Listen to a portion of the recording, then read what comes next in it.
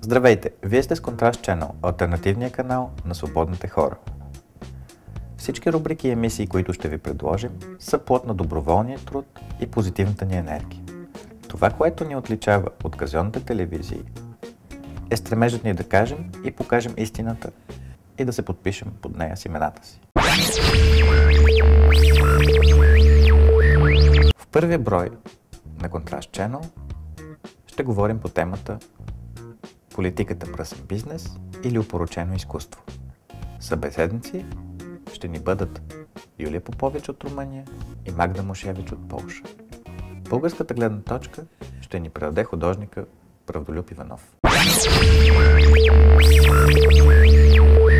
Но най-важното, иронията към самите нас и политическата сатира запазваме за началото и края на емисията.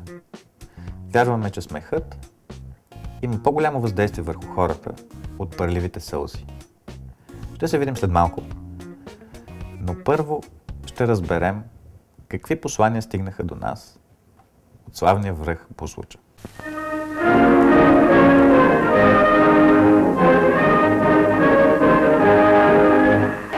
БСП! Още по-силно може и по-добър ритъм! БСП! Скъпи приятели, скъпи социалисти, хора на левицата, честит 122 рожден ден! Честит празник!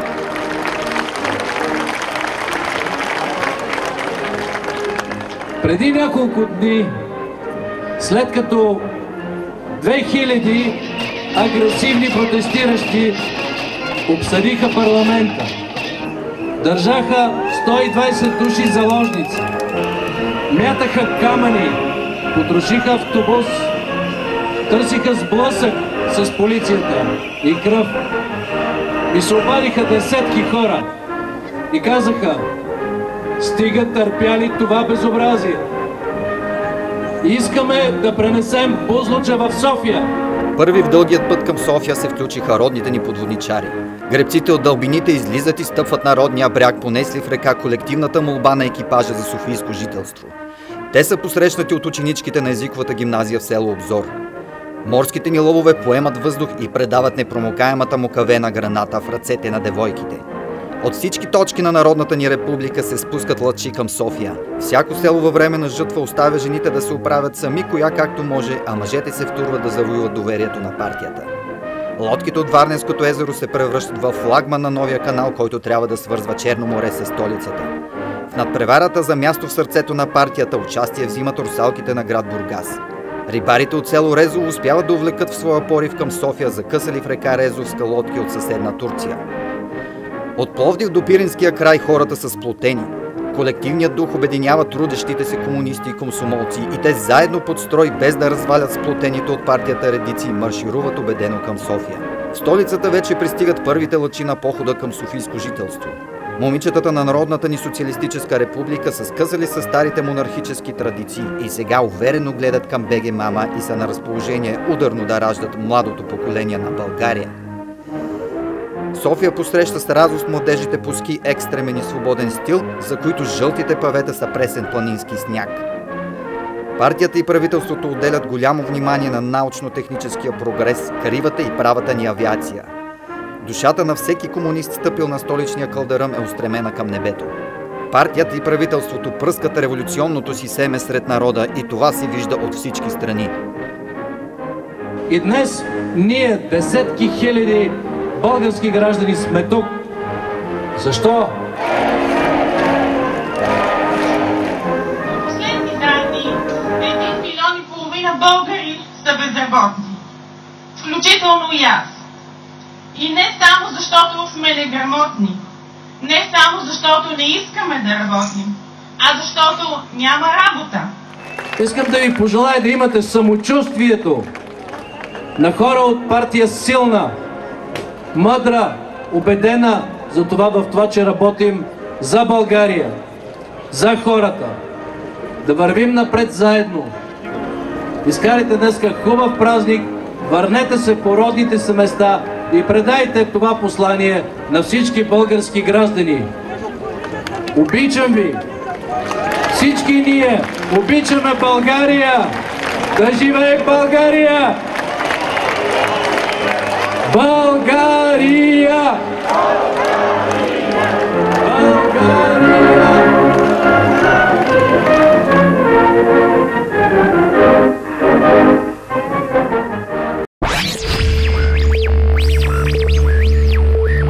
В началото на 20 век испанецът Мигел де Унамуно написва великото си произведение «Животът на Дон Кихот и Санчо Панса». Мъдрецът от Саламанка прозира какво очаква Европа в бъдеще, ако в нейните недра не се събуди отново духа на великия Идалго от Ламанча. С тази своя творба Унамуно дава един удивителен отговор на критиките, отправени към неговата страна. Преди Испания да се европеизира, Европа трябва да се испанизира отново, казва философът, и по този начин отхвърля булото, с което почти 4 века е бил скрит духа на дразновение и авантюризъм, тласнал стария континент към великите географски открития. Правя връзка с тази отминала епоха, защото в момента ние сме изправени пред подобна ситуация, пред каквато е била изправена Европа в началото на миналия век. Липсата на креативност и дразновение от страна на българското правителство е основна спирачка пред развитието на държавата и обществото. Политическата грешка на Сергей Станишев, с която той се предаде пред своите съюзници и предложи Делян Пеевски за шеф на Държавната агенция за национална сигурност, извади на улицата хиляди хора, които спонтанно изразиха своето несъгласие с това решение на мандатоносителя. Днес Народното събрание взема важно политическо решение. Бързото оттегляне на този избор беше извършено почти на бегом, подгонвайки коалицията от партии, подкрепящи марионетното правителство на Орешарски в окопите, където заеха кръгова отбрана срещу хората от протеста. Да живее България! Последваха няколко опита на столетницата да замаже този гаф пред собствения си електорат. Говоря и за Белене. За нас този въпрос не е приключил. Колкото повече лидерите се опитваха да отстранят последиците от своето сервилно поведение към задкулисните режисьори, толкова повече духът от бутилката излизаше на улицата под ласкавите длани на БСП. На пръв поглед изглежда странна метафората за вълшебната лампа на Аладин, но колкото по-упорито Станишев се заиграваше с духа от светилника, толкова по-ревностно хората излизаха на улицата. Бяхте, ама не бяхте! Естествено, затова немалка вина имаше верният приятел на всяка власт Волен Сидеров, който допълнително нагнети напрежението на улицата със своето незачитане на правото на хората да не го харесват. Чрез демонстрация на груба сила и наемници, докарани от провинцията, националистът срина рейтинга на Атака до най-ниските нива, откакто тази партия се дефинира публично в спектъра на обществения живот на. В настоящия момент хората, излизащи на улицата, са драстично намалели, но все още е достатъчно на брой, за да парализират всеки опит на правителството да управлява. От друга страна, протестът, както обобщено можем да наречем уличните мирни бунтове на хората, продуцира най-разнообразни форми на изкуство. От уличен перформанс, през плакатната живопис и саркастичните текстове, изтипосани от ръцете на гневни родни Дон Кихотовци, които ежедневно са на площада. Миналата седмица фондация Art Office организира конференция в София на тема «Изкуството в градската среда». За участие в нея бяха поканени бунтари от нашия площад, както и две много интересни дами от Европа, с които ще ви срещнем и ще говорим за връзката между политиката и изкуството.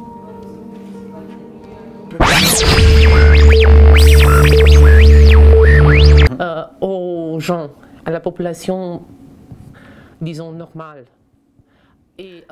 Нормалното население няма днес нито цирк, нито аматьорски спектакли, нито улични представления. Жанровете на популярния спектакъл трябва да бъдат изобретени отново. И аз вярвам, че протестите правят точно това. Демонстрациите дават точно такъв народен спектакъл на хората.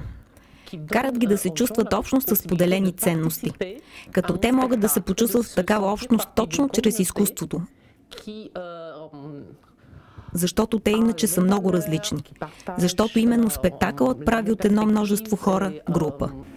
Et c'est le théâtre, c'est le spectacle qui fait d'une multitude de gens une communauté. Според това, което казвате, излиза, че актьорите се превръщат директно в политически хора, в политици. Не, те се превръщат в провокатори и агенти на промяната. Те не предават своето слово, своите ценности, а са част от едно говорене, което е говоренето на улицата и на протеста. Несъмнено, но това да бъдете посреднически глас на някакви хора, които не се изказват сами, ви превръща автоматично в действащи лица, в фактор, нали? Разбира се, има нещо такова. Протестите се опитват да останат хоризонтални и егалитарни. Но тези, които за разлика от мнозинството се изразяват, са по-видими и по-отчетливи. Много е деликатно. Да, всъщност актьорите, комедиантите имат представителност, която превъзхожда тази на масата. Но същевременно те се опитват чрез това си предимство да не отнемат думата на тези, които не говорят сами. Като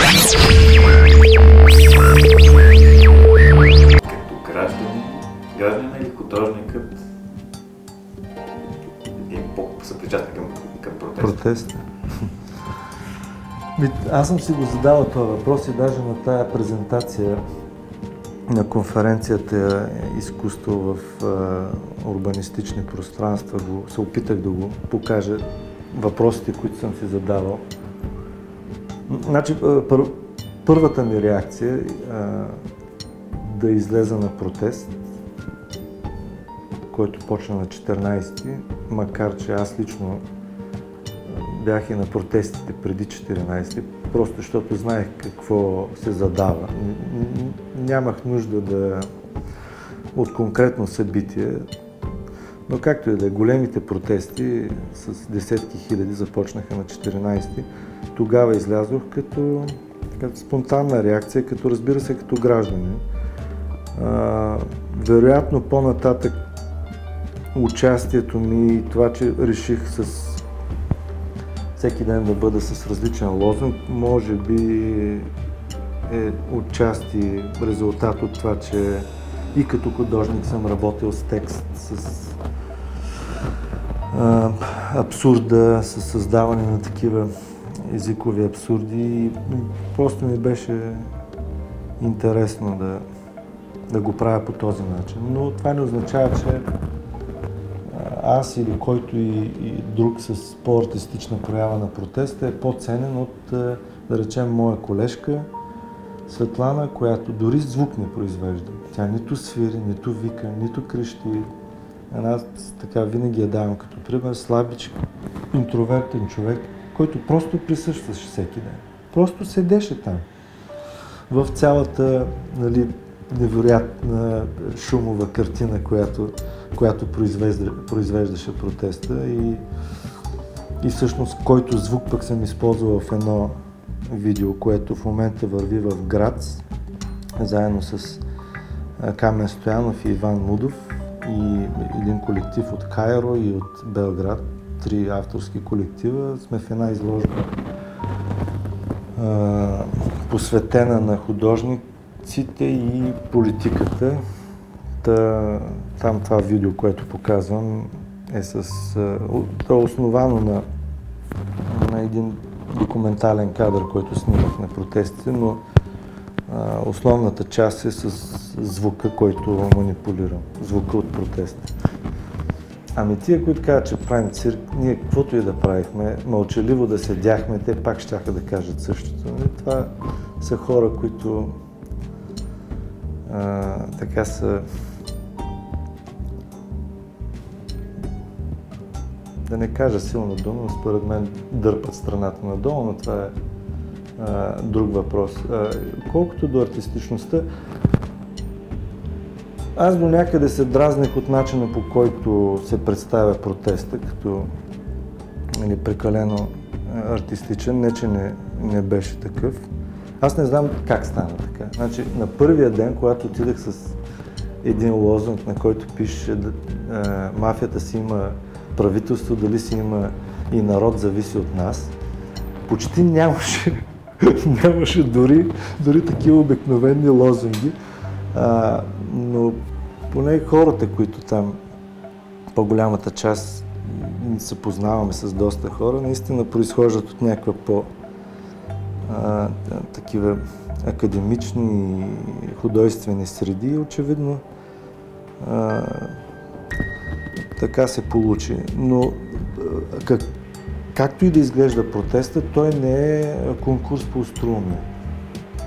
Имаше прекрасни акции, чудесни хрумки, всеки с невероятно чувство за хумор имаше неща. Някои от тях съм ги снимал, но не това е важното. Важното е това, което искаме да постигнем и съм сигурен, че ще постигнем. Така или иначе, мисля, че се катализираха много сериозни процеси, въпреки че хората, които не желаят тия процеси, го отричат. Не мисля, че е цирк. Вчера, например, вчера или онзи ден водих един разговор с бивш дипломат, голям приятел на България, който, между другото, повтори тези, които са доста разпространени, именно добре, но хубаво е протеста, но вие казвате срещу какво сте, но не казвате, не излъчвате лидери, не излъчвате политически послания, които да по някакъв начин да консолидират някаква политика. И този разговор съм го водил и с други хора. Аз винаги отговарям последния начин. Протестът не е костно-мускулна система. Протестът е имунна система. Не е задължен протеста, на който сме гербаджи, реформатори, зелени, включително разочаровани от атака националисти, ултралеви, комунисти. Толкова е пъстър този протест, че той и да иска не може да излъчи единно политическо послание. Това, което излъчва, е всъщност имунна система. Огромното желание да бъде отхвърлено едно тровещо организма на държавата тяло, именно тялото на това правителство и силите, които стоят отзад.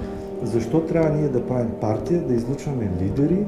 Толкова е замърсена вече думата политик в България, че ми е трудно да повярвам, че някой... Освен това, креативните хора имат работа, нямат свободно време. Вероятно доста от хората, които които се занимават с изкуство конкретно, но които се занимават с художествени политики, знаем такива хора, вероятно ще се включат в изработването на някакви проекти, някакви идеи, някакво консолидиране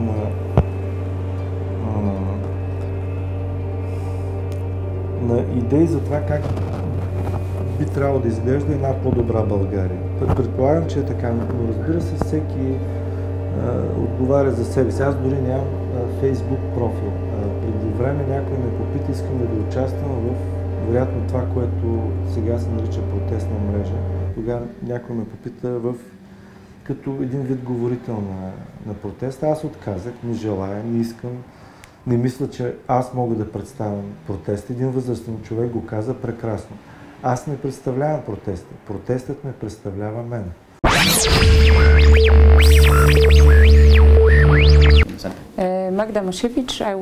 Казвам се Магда Мушевич и съм политически активист, който работи в сферата на киното и изкуството.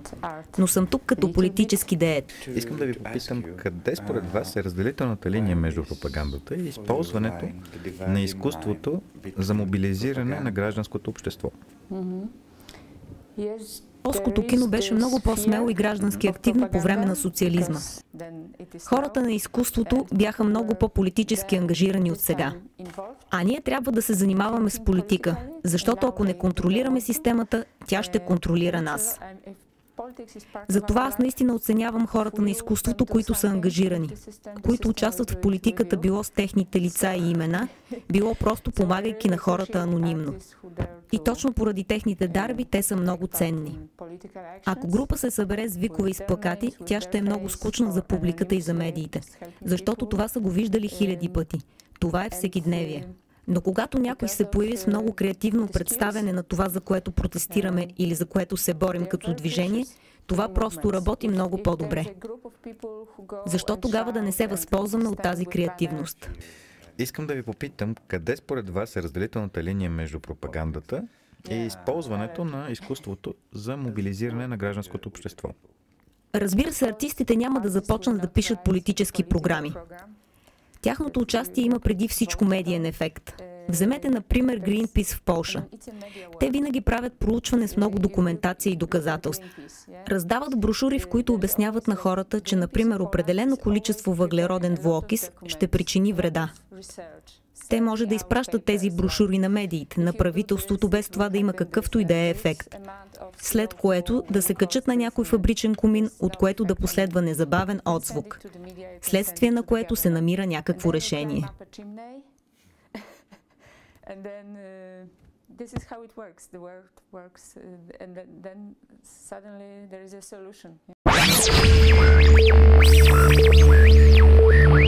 България не е остров сред океана. И всичко, което се случва в близкото и далечно около нас, ни засяга много пряко. Това е особено видно от сирийската криза и последиците й в целия район. Новото българско правителство на Орешарски многократно заявява публично континуитет в евроатлантическата принадлежност на страната. В пълно противоречие с така декларираната позиция, кабинетът обвързва страната с Русия. За нас тези приоритети, тези проекти са важни и ще работим те да се случат така, че да дадат развитие, работа, доходи на българите. Това е изключително важно. Говоря и за Южен поток, който може да даде на България позиция на европейската енергийна карта много по-силна, който представлява милиарди инвестиции в нашата икономика.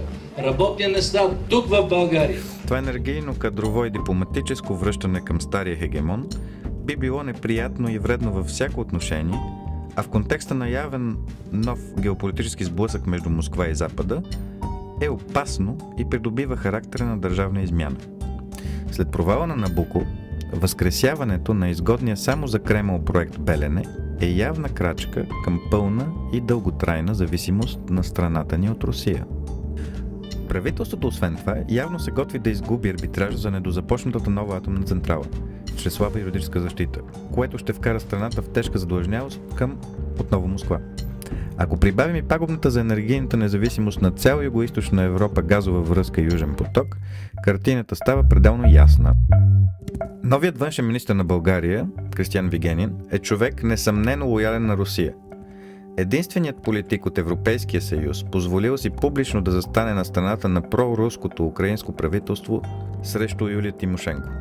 От лятото насам Вигенин систематично назначава кадри на ДС в Министерство на външните работи и посолствата ни в чужбина, като заявява многократно готовността си да възстанови уволнените от министър Младенов посланици с досиета в бившата държавна сигурност. Геополитическия контекст, в който България прави този подмолен, но не дотам скрит рязък завой, е този на нов остър конфликт между Атлантическата общност и Русия.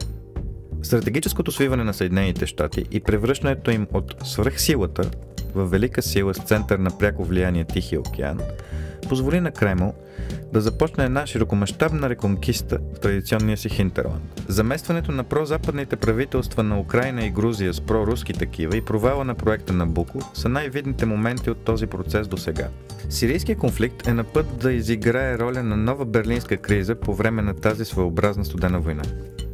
Отдръпването на американците от Близкия изток стана безспорно с отказа им да използват сила въпреки преминаването на червената линия, която е използването на химически оръжия, обявена от Обама, от страна на режима на Асад.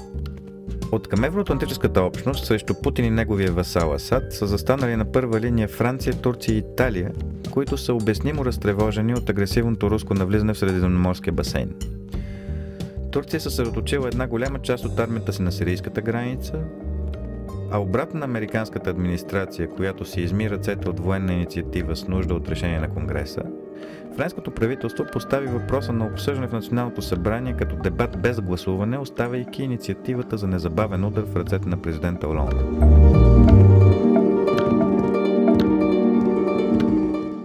Какви послания излъчи България, че ще подкрепи трите си атлантически съюзнички от първата линия? Никакви. Но за сметка на това, атакуват две от тях точно в пика на кризата. Франция, като поиска отмяната на концесията на Веолия, сериозен френски интерес за Софийска вода и отказа Стара планина на френския посланик, като в същото време почти открито обвини Турция, че нарочно я залива с бежанци, подгонени от войната в Сирия. В кой по-точно лагер се готви да бъде българското правителство в този конфликт?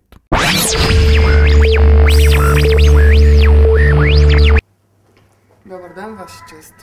Кой си ти? Джейни, Ваша чест. И какво искаш, Джейни? Дело номер 1. Ку Клукс Клан, България. Кой? Лицата на контрпротеста пред лесото. За 10 лева толкова. Ако искат да се подкрепяме с лице, да дадат по още 20 лева. Явно времената от 50 лева и безплатна пица свършиха, проплака един от контрапротестиращите. Както известно, контрапротестиращите имат точно около лице и половина за пред медиите, а останалите им участници непрекъснато се въртят с гръб към камери и фотоапарати, отказвайки да споделят какво ги събира всеки ден на различните контрапротестни локации. Същевременно официалната позиция на власт имащите е, че протестите в техен ущърб са платени. А волята на България се демонстрира с еднакви плакати, зад които се крият държащите ги. Самият Пламен Орешарски пък е обяснил на шефовете си, че и той готви скоро време да скрие лицето си, ако не подобрят условията му на труд. Каква е присъдата, Ваша чест? 10 тояги на голо. Учебната е какво? Година. Само книги, издавани от близки до депутата Делян Пеевски кръгове, ще заменят отпадналите литературни творби по програмата в училище. Обърнете се! Гласеният за главен модератор на форума БММ. Втората най-важна позиция в сектор сигурност след шеф на ДАНС. Представител на човешката раса ще получи всичките държавни поръчки за отпечатване на нови учебници по литература.